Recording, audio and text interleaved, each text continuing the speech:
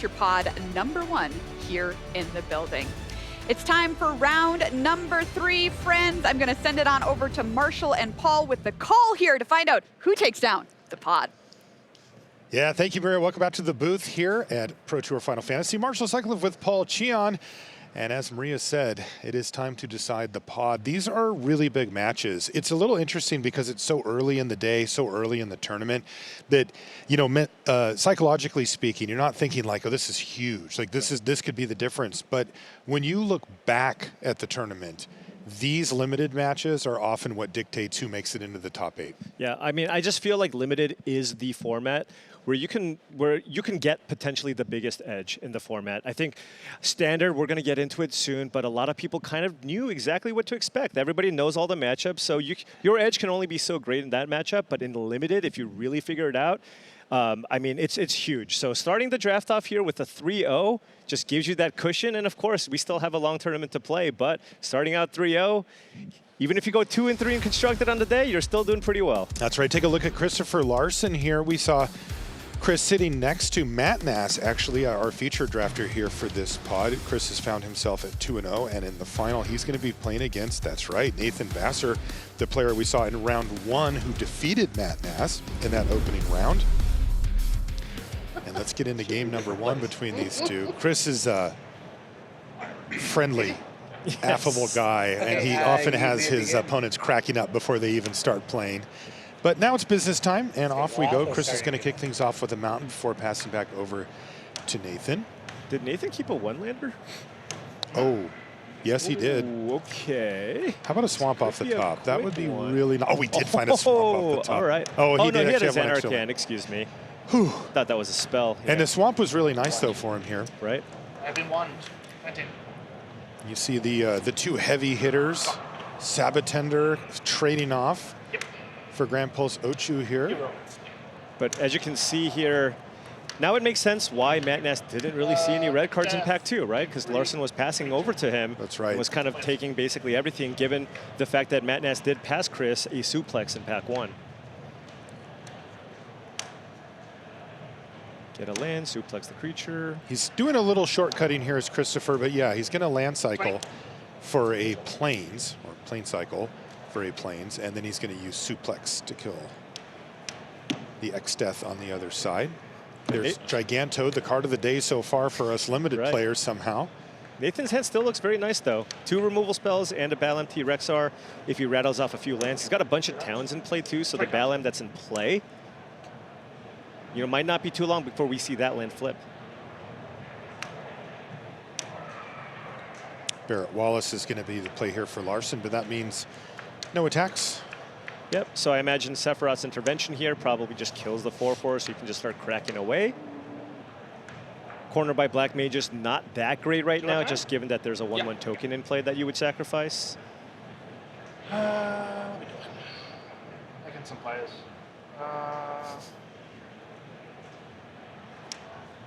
Oh, he's actually going to go for the corner by the Black Mages. Was it a 50-50? It's just going to kill the 1/1 hero, but that means the Gigantoad probably going to stay home here. Right. When you're staring down at a Sephiroth's intervention, you know, you really want to keep your board state intact as much as possible. Yep. Opera Love Song and Side Quest play Blitzball, plus a mountain in hand here for Larsen. So he doesn't have a whole lot to move forward. Let's see what he does. Yeah, I imagine he's going to Blitzball. Yeah, Blitzball, maybe force a trade here.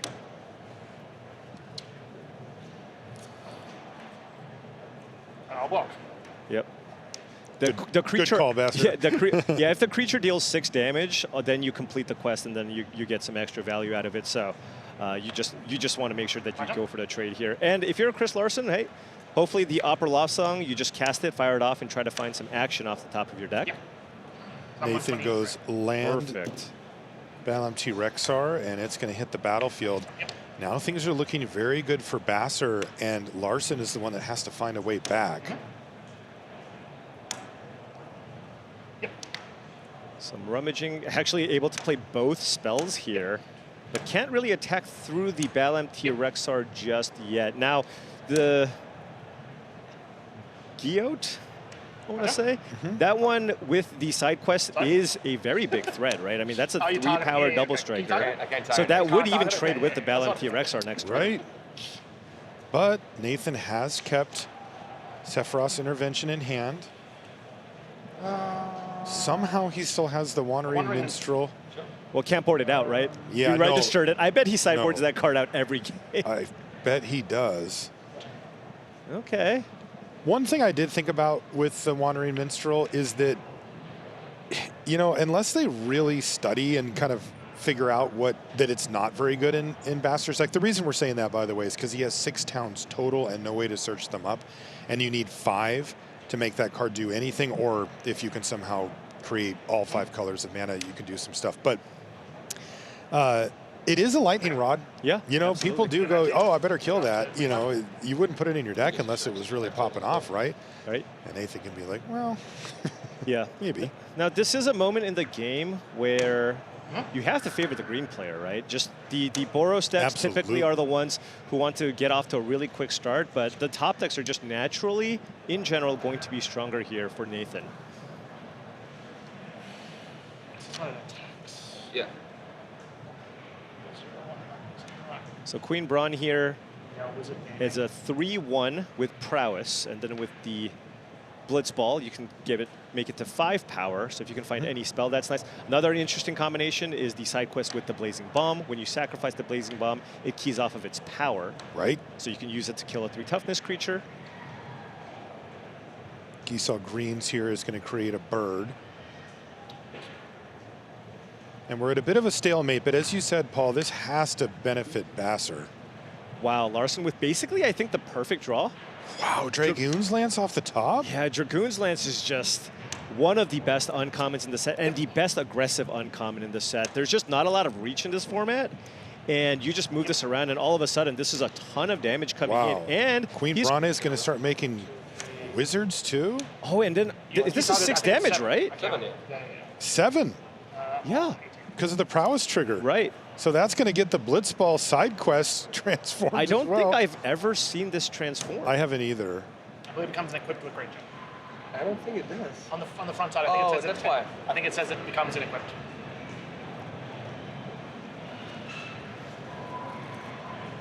Becomes an equipped creature? Is that what?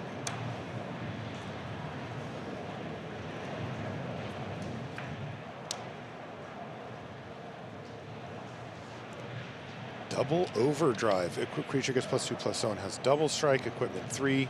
Equip cost 3, I mean. Wow. So if Nathan can't find a removal spell for the creature with Dragoon's Lance, you just die, right? You just equip, and all of a sudden, it's just a gigantic flyer. +2. Yeah, it's 4/2. It's double strike. All right. Well, Nathan's going to need to start I should have done that early on. cracking in for some damage here if he can. Lost the first 2, lost turn, whatever. Thanks.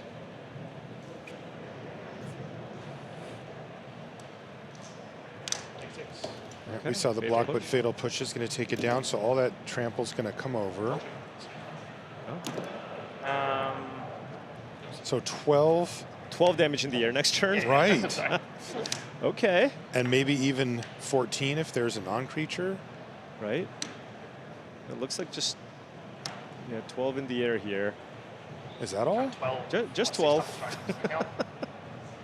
Okay, if Nathan finds a Sephiroth's intervention, that'll be very, very big here. That will be huge. Although I would be worried about these wizards that are starting to pile up as Nathan's life total plummets. Now Chris is down to 12.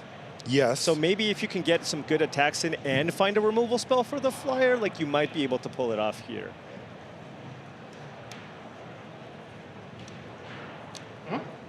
I just can't help but keep looking at that Wandering Minstrel and just wondering if it was anything else. Yeah, I mean, he must have not have had very many options here. But yeah, he's just going to die here if he has nothing. Splashing for it. Yeah.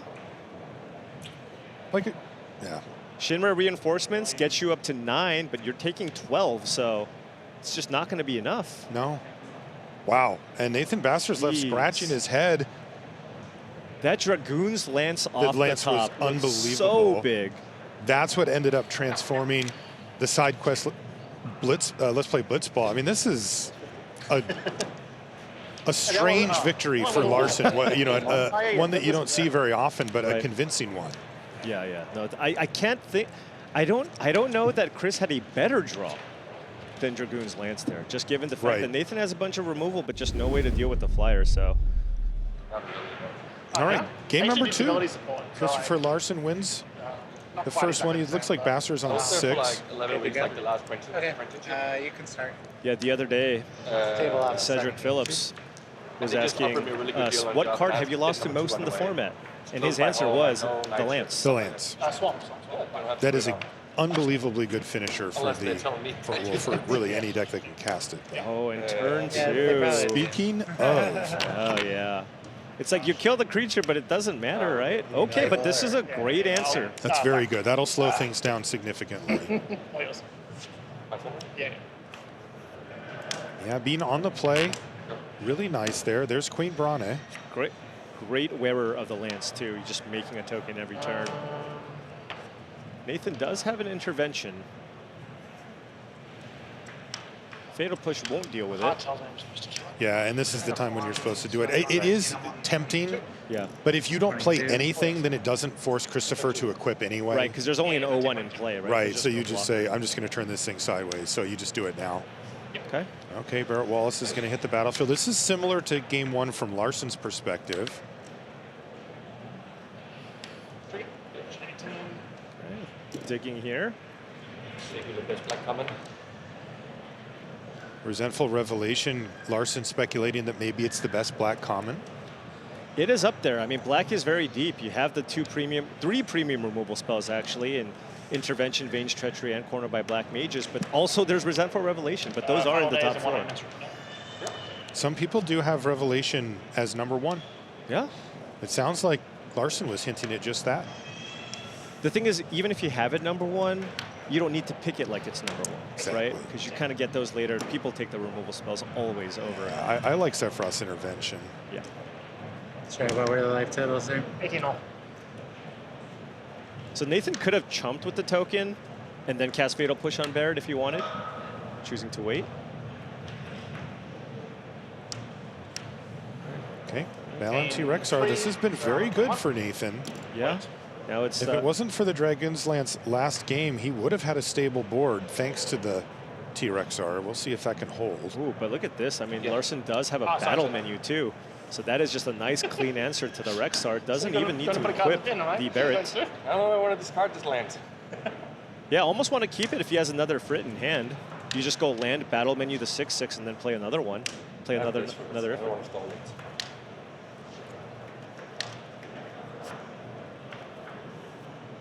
What's going on here? Well, he put a land in the yard, but he's deciding that maybe that's not what he wanted to do.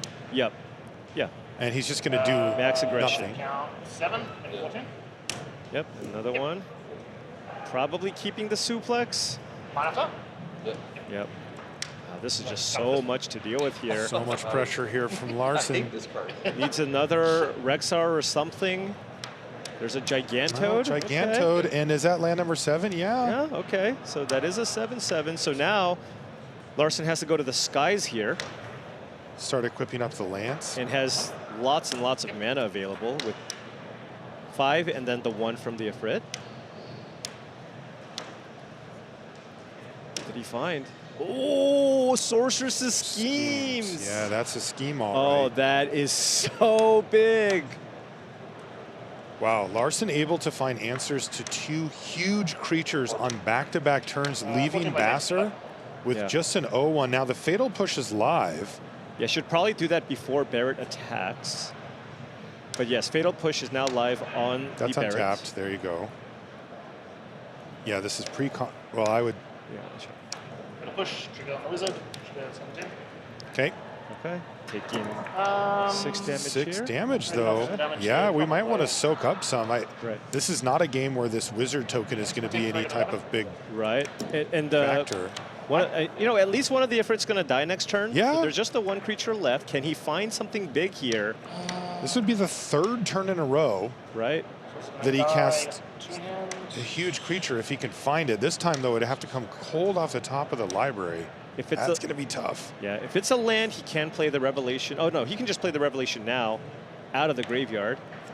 I don't know if that's... It's the third card from the bottom. Is that a final days or end of days? No. No, it doesn't look like It's it. a revelation.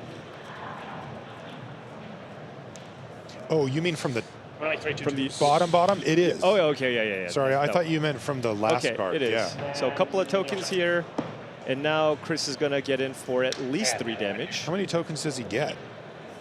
I don't know. He got 2, but it looks like more 3. Okay. But one of the Fritz dies. The other one's doomed next turn, so he would only take 3 or maybe a couple more from the lands. Wow, but no creatures left here now for Chris Larsen. Genji Yeah. Glove also means you could deal a ton of damage, but Chris has no creatures right Nothing. now to equip onto those. Chris just needs to find any creature, basically. Seriously, like an O1 would be fine. And Nathan gets to start slamming. Right, and he found Vayne's Treachery to kill the next creature Wow. that Chris draws. So Nathan looking really good here. Really good. He gets to play Gisal Greens too. Yes. Yeah, keeping up the Treachery. Go. Yeah, Is there a creature? There's a mana. yeah, that was a Giote, Okay. That's not going to Yeah. be long for this world. right? He's just gonna wait for the equip here. Yeah, you can have Christoffer pay a bunch of extra mana. And then you can just fire off the removal spell, get in for 8 damage. So I'm just thinking on this one. It's just double strike, right? Just double strike. Yeah, just- He's making sure that he This doesn't is bump his Pump it up. toughness. Die, Yeah. and your channel kill this. And Yep. he is going to be, say, mana efficient, so All he can right. do some flashing back next turn. Roll. Basically needs one more turn. That's right. Like if Christoffer doesn't find a removal spell or a creature, if it's just a These land. Technically Is there like a correct. 2-mana haste creature or something? Oh, geez, don't even say that. Prompto? Oh, that would. Okay, so he makes a creature though. So you can't go Prompto and double equip. Right. 5, right? Well, you've done 5 days. And it was Wow. Dwarven Castle Guard, not enough. It was an all-out attack from Bastard. Next turn would have still been lethal, and he picks up game number 2. Well, this is a close matchup. I mean, Each of these decks has been like really like, oh, removal. Okay, another removal. I mean, that is the downside of playing the summons, right? If you can somehow survive and ride out what it can provide to you, then all of a sudden your creature just eventually dies and you're not even up a card on the exchange. Yeah, Nathan has a lot of removal in this deck. That would I would say that's the strength of his list, is how much removal he has with 3 Sephiroth's Intervention. And you saw the Vayne's Treachery there, as well as cornered by Black Mages. He can handle the board state. Wow, no 2 or 3 drop here from Chris Larsen. Does Alpha is fire off the 7/7. Love Song just to hit a land. But this is exactly the type of game that Nathan is interested in playing. Exactly. Nothing much going on, and he gets to play a 3/3 that It gains should him be on 3. game 3 now. And Larsen is just sitting here cycling and just not doing much. Right. Opera Love Song into plane cycling. Nathan gets a real I chance think to there was breathe. one that went to 6, but I don't really remember. I'll go with 7. All right, finally, Game Okay. 2. a threat appears. That's like the best corner by Black Mages ever here. Amazing. Yeah. It handled the first 4 turns of the game for Larsen, Right. if you want to think of it that way. 23-17. Yes. X-Death is going to attack Larsen down to 17. It had already put Basser up to 23. There's summon GF Frit again. Suplex on the X-Death, most likely. That's a good target. Yeah. You see Sorceress's schemes in the graveyard now for Larsen, so maybe something to keep in mind for later in the game, but certainly not now. Chris has some pretty interesting, expensive equipment in his deck. 1, 16. Is he playing Etirin Pruin, really? So it's a 6-mana equipment. Equipped creature has base power and toughness, where XX, where X is your life total. Yeah. I mean, I guess if I you guess think he you're figures the he's not going to aggressor, get beaten down. it's so much mana, Dude, it though. costs 11. Yeah, I to mean, get if you that have a thing weapons onto a vendor, creature. maybe you get a discount. Okay, if you can cheat it on, then maybe we're talking business. Right. But remember, it doesn't give it +X+X. It turns it into an XX. So it's like, even if it's 8, Right. you know, it's not like, oh, I have a 12/12. That is a That is a cheeky addition. I wonder if that's out of the board. Yeah, You know, that just- doesn't seem like the type of card you would main deck. No, it doesn't. It seems like the type of deck you'd want against a potentially slow build like what Basser has here. 20 plus 16. But I'll tell you, Paul, you know what you really wouldn't want it Say against? that again for me. A bunch of I'm on removal. 20. Oh yeah, this is it's 26. really Hey. rough in this matchup. Nathan has triple Sephiroth's Intervention, Vane's Treachery, cornered by Black Mages. God, Christopher must know something we don't, because I'll tell you, if I'm Nathan, I I would literally say, please, for free, you just Right. put this in your deck. Like, I Right. want this in Worse for there. you, the more that I hit you. Yeah, so Nathan is just happy with just saying, how much just like, if you would like to equip, go for it, right? Because he just spent 6 mana, and it has not impacted the board in any way, And it's such a huge gamble. right? And there it is, Sephiroth's Intervention in hand there for Basser. I mean, you could honestly just play land and Balam T-Rexor. Yeah. You have a chump blocker. It doesn't give it trample or anything. No, it makes it 12, and then you just untap, kill it, and kill him. Yeah. Also, not the best combo with Yep. creatures that don't stick around. Yeah. Why does that This is 5? on 2? Should be at 3, right? 3, sorry. There Yeah, we go. okay, okay. Chapter 5 is the end. Okay. Right. We don't see that one. All right. Yeah, so Larsen's in a horrible position now. so the Freya is now 12-12. 12-12. Yeah. Okay. Okay. Oh, fatal push! Oh my Are god. you serious? That is Making sure I'm not misreading disgusting. it, sorry. It's a 12-12. Yeah. It's Yeah. got no text on it besides. Oh, fatal push is so nasty. Fatal push, 11 mana, 12 mana of yours Okay. away. Why did he use the intervention? Sorry? He used the Sephiroth's intervention What? instead of the fatal push. No. You can't fatal push now. Well, he can fatal push the bomb, Sure. I guess. Fatal push this, trigger the wizard, put you to 10. Oh. Okay. I think it would have been a little slower with that, Oh, but I yeah. think Basser has noticed He that still too. won. But he'll Yeah. pick up the win here. Nice win for Nathan Basser from Australia, picking up the 3-0. I mentioned it before in the first round, but this is Nathan's 3rd time at the Pro Tour, and I didn't see who he beat in round 2, but he beat Matt Nass and Chris Larsen in 2 of his 3 matches to pick up that 3-0. Really impressive start. Yeah, I mean, he just put together a really, really solid Golgari deck. It seemed like he was just in the right seat there. Tons of removal. This is just classic ABC magic, right? I have a bunch of nice beefy green creatures. I also back that up with a plethora of removal spells, some good value cards, a random Wandering Minstrel just kind of there. But outside of that, the deck just looked excellent, and it just was really, really strong, especially against Chris's deck, where he's just looking to spend tons of mana to basically equip all his creatures. And, you know, when Chris is spending 11 mana to equip something that dies to a fatal push, you're in a pretty rough spot. That was a big risk to Yeah. put that card in against the heavy removal deck, and it didn't pay off in this case. Still, Larsen with a good 2-1 start to his day as well. All right, we're going to take a short break here from Las Vegas. When we come back, lots more magic for you. Don't go anywhere.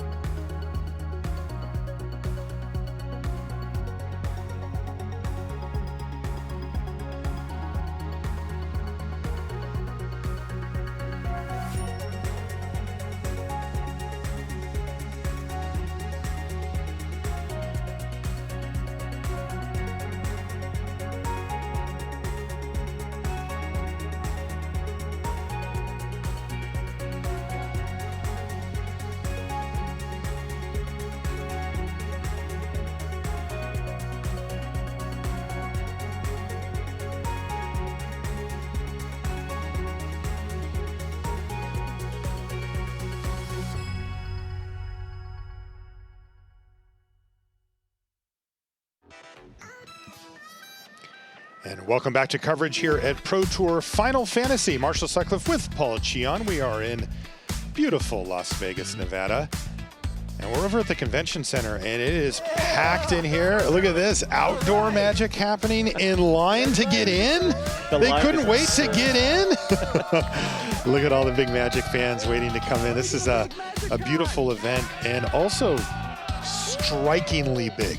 Yeah. This building is huge. There's a large number of people. It really feels like there's an electricity in the air here in Vegas. I mean, this is the biggest event that we've had so far. And even us, when we were getting in the morning, we were just shocked at the line. I was thinking to myself, if I have to wait in line, we might have to delay the Pro Tour. Yeah. So we had to go through the sideline, which still had 50 people waiting. So, I Yeah. mean, this is just an absolutely ridiculously large event. Yeah, Paul went right to the security and said, "Don't you know who I am?" I did not do And that. they did. They let us in, so it worked. We've got a little more limited to bring you here. In fact, a couple of matches, hopefully. We've got pod deciders. This one is Reid Duke versus Christoffer Tong, and this is the finals of their pod as well. You can see Reid's top finish is 8. He's in the Hall of Fame. Christoffer comes from Australia, so another Australian player making the final of the pod. Is it becoming a Have they just limited mastered, hotbed down Have there? they just mastered Final Fantasy Limited? It could be.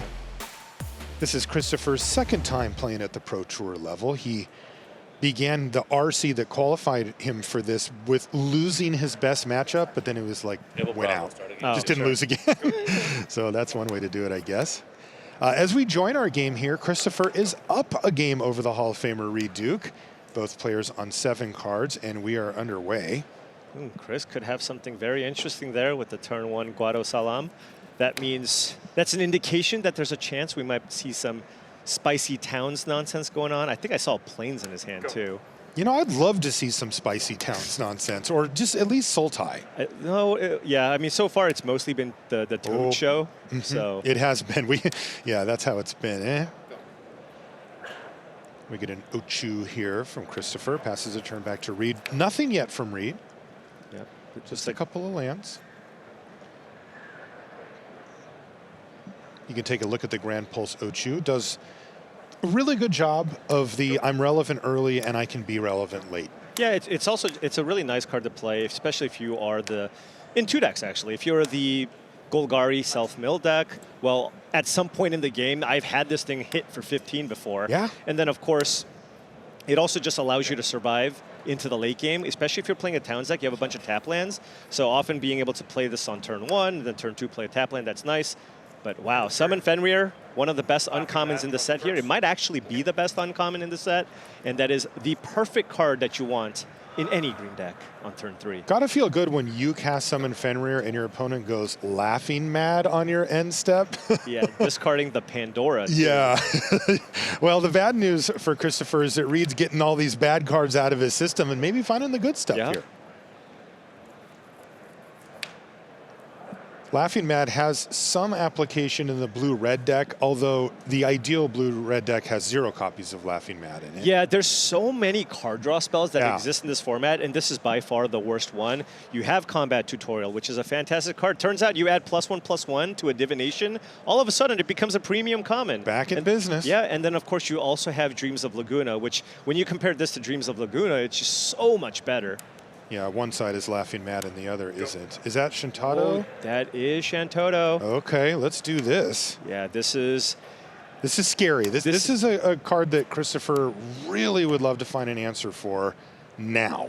Yeah, this is the premier Is It Uncommon. There's a ton of good spells matters, like 4 or more matters cards in the format, but this is probably the best one. If this one just does not get removed, like it's just so trivial to be able to play 4 costed spells in the Is It deck where this just runs away with the game. Yeah, and that's one of the reasons that we may see the Laughing Mad here.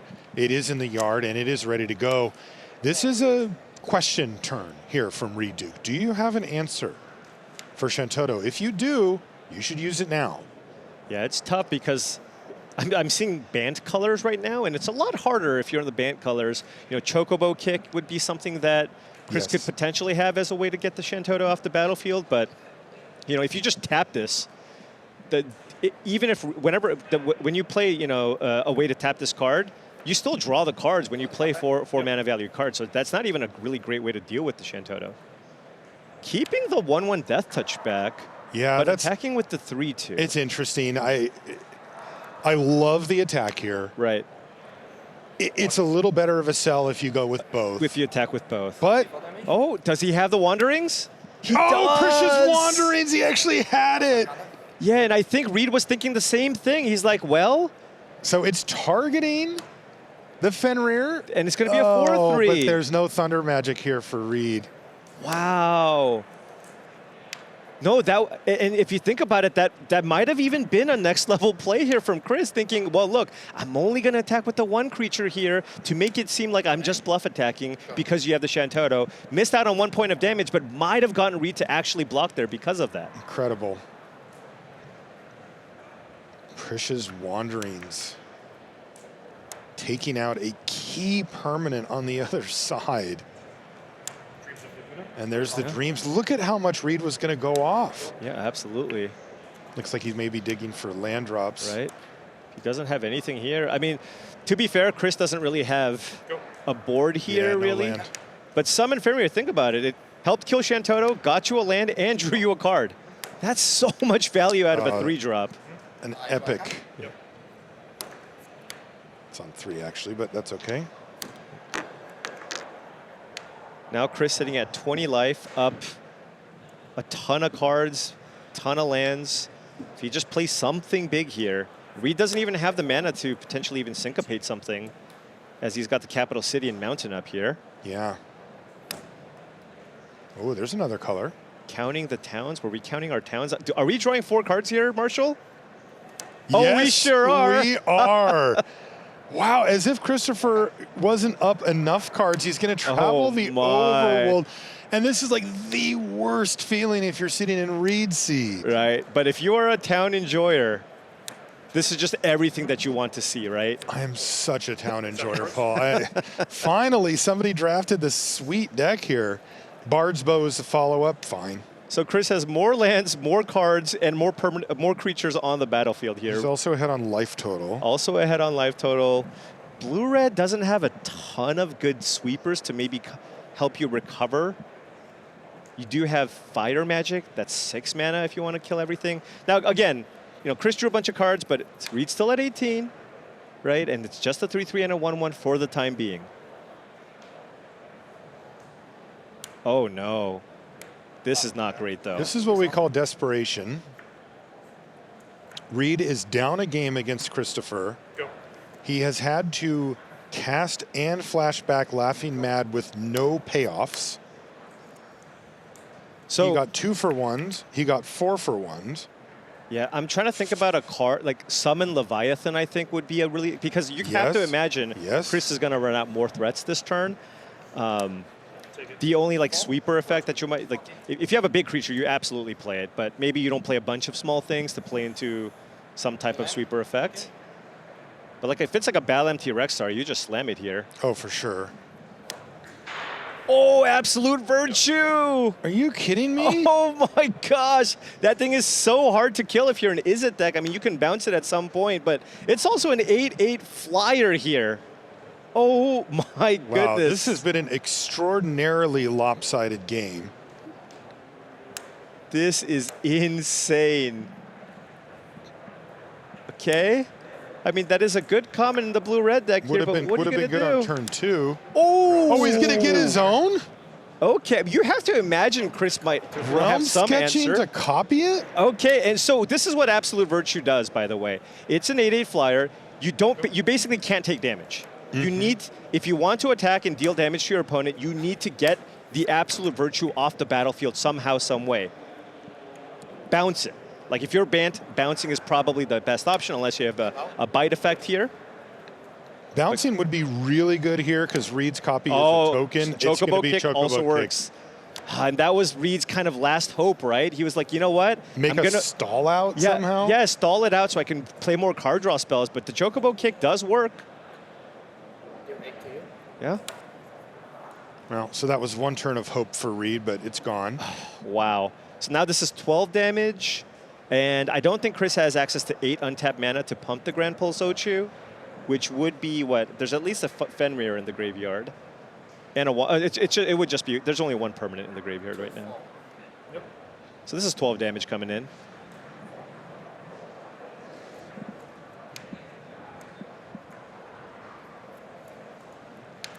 These domain decks are just, these town decks rather, are just kind of the kings of the late game. They just have, especially with cards like Travel the Overworld. Just, Take 9. 5. Go to 5. Down to 5 goes Reid. okay. I'm starting to think of cards like you or Paul, just summon Leviathan, just some way to do a big reset here. Removal spell too. Hello, stuck in Summoner Sanctum there as well. Just a little preview. So if Reid could maybe, if Reid has another Realm Sketchings or goes like land Sorcerer Schemes, maybe that's his out, right? Like, can I copy the Virtue again? Right. Just so I don't take any damage? He's counting. The graveyard. Lightning bolt. Okay, and then Light of Judgment maybe? Filtering red. Oh, Esper Ramu. Okay. That does kill it, but how does it do for him surviving? There's still just too many things in play, Right. He has a blocker, and he killed And he's got the a biggest threat, but there's a Ilmeg Pixie there. That's on the board. Yeah, and he's got so he's got a flyer and a couple of Bard's Bows that he can move onto the Pixie too if he needs. Yes. Oh, and he has a stuck in Summoner Sanctum, so this is just game. Yeah. They're stuck in Summoner's Sanctum on Sahagin, and everything's going to get turned sideways. It's only 5 damage that needs to get through, and that's it right there. Christoffer Tong defeats Reid Duke and secures a 3-0 to kick off the tournament. And That was impressive. That was just an absolute beating. I mean, Reid looks like he had, the makings of a pretty solid blue-red deck. Maybe we saw a couple of filler cards here and there, but he's got a lot of nice things to work with. But he was just fully outgunned in this one. Yeah, that was a tough matchup and a tough draw there for Reid. Really nice stuff, though, from Christoffer. So that's 3-0. We've got another Game 3 to bring you here. This, again, are the finals of pods that we're watching as we go along. And this time we have Ken Yukuhiro versus David Rood. And, yeah, this is a heavy hitter matchup, I would say. But it's a blast from the past, too, right? I mean, Ken Yukuhiro, of course, has had a lot more success recently. David Rood is actually a Pro Tour champion. Won a Team Pro Tour in Limited. So he is no slouch when it comes to the Limited format here. Maybe a lot of the newer players might not know who he is, but you really, the word ringer might come to mind now. He is not somebody you want to play against in the draft portion of the tournament. At all. No, he won PT Atlanta in 2005. His teammates there, Gabriel Nassif and Gabe Sang. Yeah. Great team. Game 3, by the way, I did mention it before, but just as a reminder, we're coming in our third and deciding game. Planes, pump fake, go. Ken says planes just go. Ooh, a Boros Mirror in the finals. Okay, well, this could be quick. What? The True Mirror? They both have identical boards, even on the lands? And I think both players are probably happy trading here. Yeah. But we have to give David the nod for the cooler basic lands, right? Sure. Yeah. That's the tiebreaker. Hey, you know what? I'm on board. So both players do end up trading off. Ooh, Ken's got a Furion in hand, I think. But, looking to double spell here instead with the Adalbert. Thinking about it. Yeah.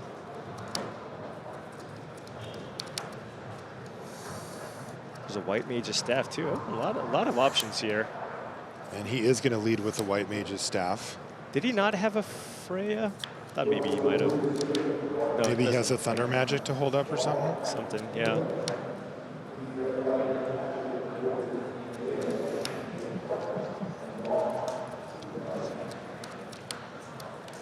Chat's asking, which lands are those on the top for David? Do you know? I do. Those are Apex. Apex? Yeah. You know what's really funny? The only Apex land that I know, and it's actually my favorite island, is the island. The island. The boat land. That makes sense. What do you mean, Mark? The one that can cast Cryptic Command. That's what I mean. Yeah, you better believe it. Hey, guess what? You can cast it in this format, too. Yes, you can. I haven't yet. I have. It's a nice feeling. I do feel bad. I would feel bad casting that against somebody who's never seen it. They may not believe it's a real Magic card. Right. You get to do what? Are you kidding me? This is interesting. David That was played the summon Chocomog there for Yeah, David? yeah, but will he be able to get a decent attack in? Like Ken's at 20 life. You could just, if you just take the damage a little bit, you weather the storm, and all of a sudden they're just down a card. Yep. We kind of saw that with Chris Larsen. We did. In the previous matchup. The summon GF of Fritz eventually went away, and the long-term equipment plan didn't hold up. Haste Magic, okay. And the Cypher Almasi, I think. Did you see the fist bump from Ken? Yeah, because you cannot cast it here. Oh, man. Because he doesn't have red? Yeah. Well, it's cost 4 mana to cast. Oh, so, right. Yeah. That's funny. Ken was stoked. He's like, God, please don't hit like a land or something you can play. No kidding. I will say, the one thing I don't like about the red card draw effects is you never know if it's until the end of your current turn I know. or your next turn. You really do have to pay close attention to that every time. It's mostly until the end of your next turn these days. Right, but not with Haste Magic. But not everything. Yeah. I guess it's probably a little too good. 2 mana combat trick that draws you a card. Just a straight up 2 for 1, yeah. Yeah, those type of combat tricks recently have been more that you get something on board for them. Like if your creature trades, you get a 2/2 or a 3/2 or something like that. And that tends to play better for the red-white decks anyway. And Ken right now just going, you know what? I'm going to trade with anything but the Chocomog. Yep. Okay, your Chocomog's gone next turn. I know I'm stuck on lands here, but I think if I can just survive, like I have a lot more cards in my hand. I mean, how many times have we seen a scenario like this play out, right? Where one player has maybe a few too many lands and is kind of running out of gas, and the other has all spells in hand. If they can survive, all spells in hand almost always wins that. And that is not a red card, folks. That is a white card. That is Squall Leonhardt. It's a 3 mana. It's Danitha. 3 mana 2/2 first strike lifelinker. Very good target for any equipment or pump of any sort. Right. All right, land number 4 There's here a for land. Ken. Is it time for Adalbert to get in, Or gain just a some vendor? life? Because it is a 4/3 lifelinker here, but not attacking. And this is chapter 4 now for Chocomog. Chocomog down. So Squall Leonhardt is a 3/2 first striker. So that probably will safely get in. But Ken's at 12, he's okay. Yeah, he's Yeah. doing okay for sure. That's an Ash, okay. And Ken will be happy blocking the token because the Steiner is a 4/3 right now. So many legends. Yeah, I have. That's one thing in this format you actually have to be careful of.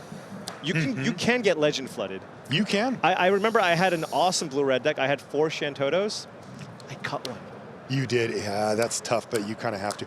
I feel like if you have looting or anything like that, Yeah, like just send them away. That was Zidane off the top of the library for Ken, I believe. Which one? The 5-drop? The 5? It could have been Ragavan. Could have been. I guess you would have just said Ragavan. We would see that if that's the case. How about that? Right. But Ken currently on 4 lands. I have to say, though, I really like Ken's position here. Yeah. Like, he has so much action. It's just a matter of navigating, eventually finding land number 5, and then, you know, it'll be big spell, double spell turn, and it just kind of floods back. It puts a lot of pressure on David to really only draw action for the rest of the game. Absolutely. I mean, when you play one of those summons, you almost kind of play a sub game, right? Yep. Where it's just, okay, like, am I in a position here where I can afford to take a little bit of damage to get and then just like have it run out? I mean, it always feels terrible when you play something like a fat Chocobo and then it just dies because they just have a big creature and you couldn't even attack with it.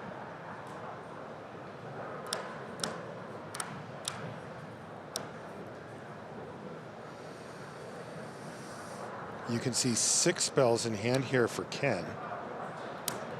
Okay. Now that Ash will be able to get in for an attack and still just trade with something and potentially find David an equipment spell here. It is a 3/2.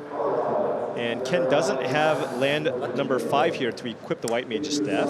Yeah. Oh, but he does have the weapons vendor, of course. So now this is a 5/4 lifelinker here. So Ash cannot safely attack into Ken unless David does have some kind of removal spell or a combat Is there an trick. attack for Ken that he could consider? Well, here's the thing, though, right? If you attack, you do gain 6 life, which is huge. Yeah. But then there's an attack in with the Ash, but I think Ken is actually okay trading the Shopkeep for the Ash if that is something that needs to happen. Now, oh, and is David going to go for? He does. He must need have to a double. trick. It has menace. So, but it's a 5/4, right? So blocking with a 2/2 and a 1/1 doesn't do much. No. Unless you have another trick. But if you can double block, and then if you do have a trick, pump the Squall, and if it becomes 4 power, you can kill it. Yeah, in that case, Ken may want to order the Squall not first. +4/+4? Yep. Yeah. That's nice. Oh, but Whoa, there's more?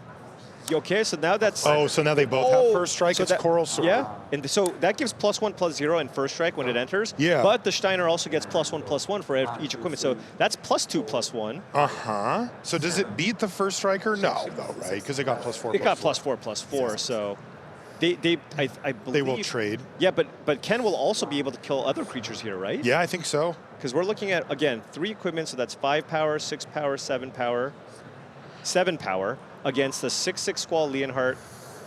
So he And he's gets just to killing take the out 2 creatures on the token. right. Okay. Because he can also choose to kill Squall in a 1/1, but it looks like he just wants to kill Ash in the 1/1. Oh, okay. Just because he's like, I just don't want you to get value here. 16. It's just a card economy thing. Yeah, and Ken just gains all of the life back here and has 4 cards in hand? Yes, and they're all spells. Oh, man. David is Wow, that totally out of Coral gas. Sword was nice. And David top decking for something. Well, that counts. I mean, it does make a 3/2 first striker, It's which just still the Ken's can't. at which 16 it's now. Also, it still can't attack through the 2/2s in play. Right? Right? Like you just double block here, and David has no cards in hand. Okay.